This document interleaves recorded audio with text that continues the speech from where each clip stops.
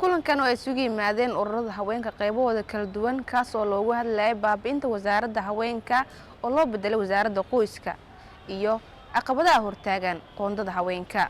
Seyna Maxamed Xasan oo kamid ah ururada kulankan hogaaminaya ayaa ka hadashay muhiimadda ay leedahay in haweenka siyaasadda ay ka qayb galaan.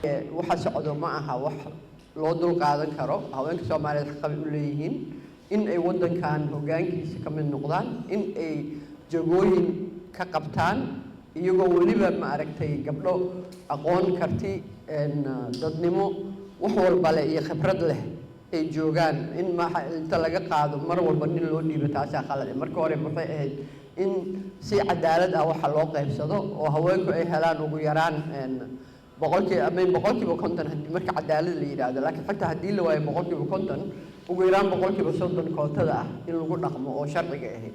haweenka kulanka isugu yimid ayaa sheegay in aan lagala tashan bedelista wasaaradda haweenka, ururada haweenka iyo haldoorada haweenka sida ay sheegtay Caasha Cabdulle Siyaada. hadda wasaaraddeennii dhammeed horta haweenka waa ka tacsiyeynaya runtii wasaaraddii waana laga baabi'iyey oo hadda wasaarad kaleeta magaca loo bixiyey ninaa loo dhiibay ninka waxba kama qabno oo wasaaraddeennii iyadoo haween iyadoo nin wuu qaban karay aragtida guud ee haweenka dal iyo dibad ee ka midaysan yihiinna waa in wasaaradda haweenka iyo horumarinta xuquuqul insaanka magaceedii lagu soo celiyaa.